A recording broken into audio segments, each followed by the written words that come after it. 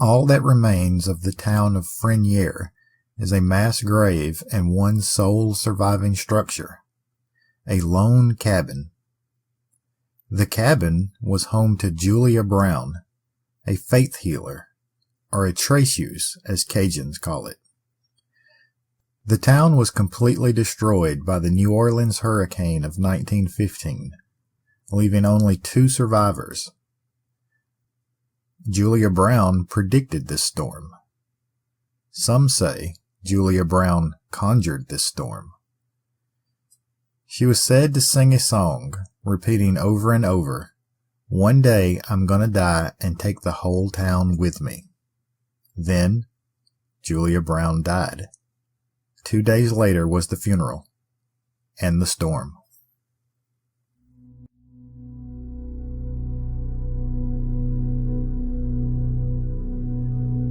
Everyone loves a good, strange, weird, or bizarre story.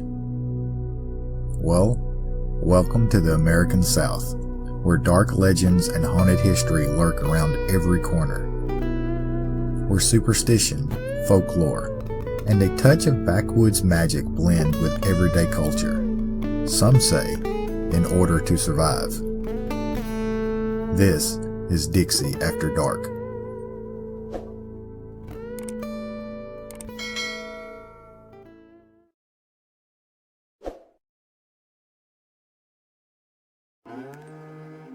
The town of Frenier once existed, 25 miles west of New Orleans in the Manchac Swamp. Frenier was a prosperous community. Along with the surrounding towns of Ruddock and Napton, they sustained themselves on farming cabbage and logging cypress trees. The railway was the town's lifeline, bringing in supplies and exporting the cabbage and lumber. It would seem the railroad was the only modern convenience the town had, as it said there were no roads and no electricity. Still though, the community members prospered in their own self-reliant ways that only Cajuns can. Frenier didn't even have a doctor. You see, they didn't need one. They had Julia Brown, a voodoo traceuse, or faith healer. Julia Brown was known far and wide for her rituals, charms, and overall power. Born in 1845, Julia Brown was known to have grown up and worked in New Orleans in the 1860s before moving out of town to Frenier. It's said that her reputation preceded her, and the local townsfolk quickly turned to Julia to become their local healer.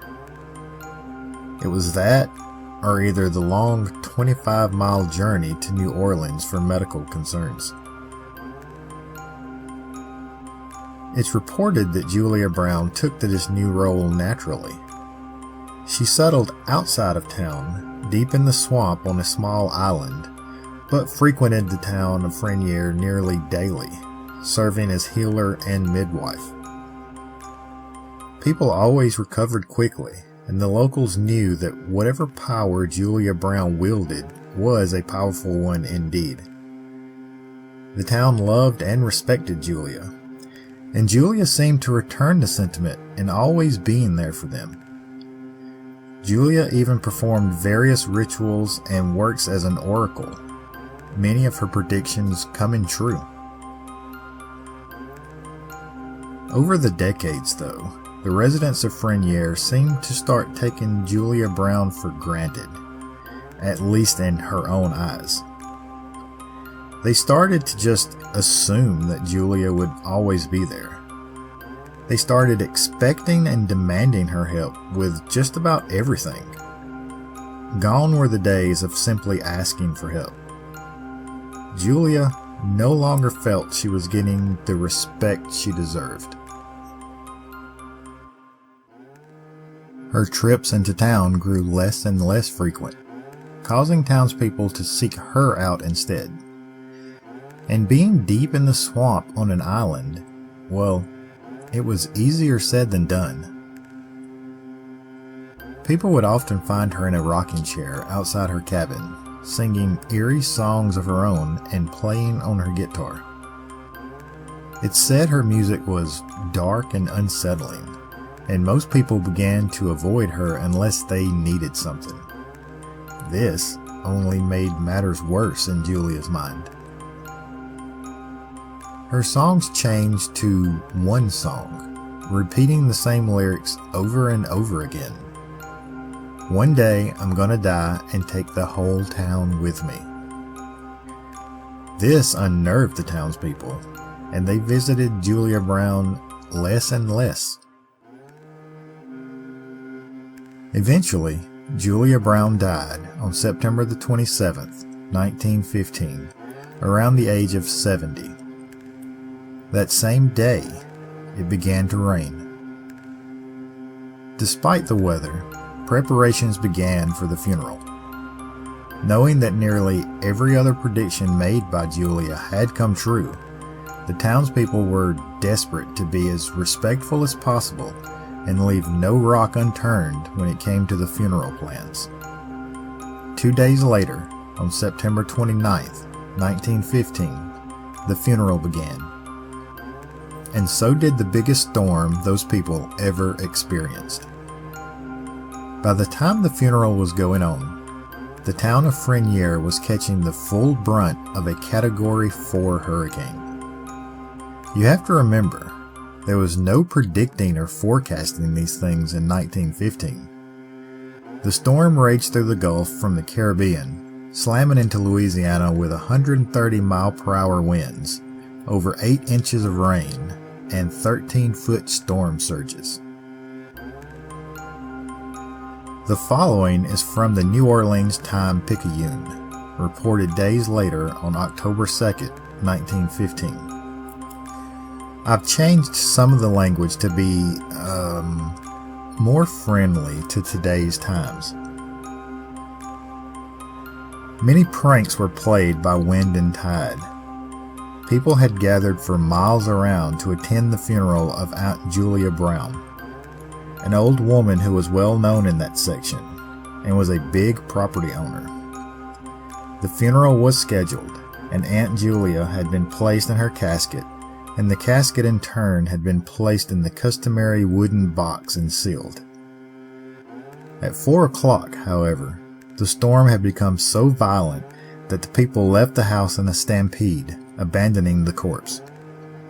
The corpse was found Thursday, and so was the wooden box, but the casket never has been found. It's estimated that 275 to 300 people died in that storm. Only 2 residents of Frenier survived, both having been out of town that day. The railroad tracks were washed away, and every building was destroyed. Even the train depot collapsed, killing 25 people seeking shelter inside that structure alone. Only one building remained standing, deep in the swamp, away from the town itself, the cabin of Julia Brown. Even the old tin roof remained intact. The dead that were located were all buried in a mass grave where the town of Frenier once stood.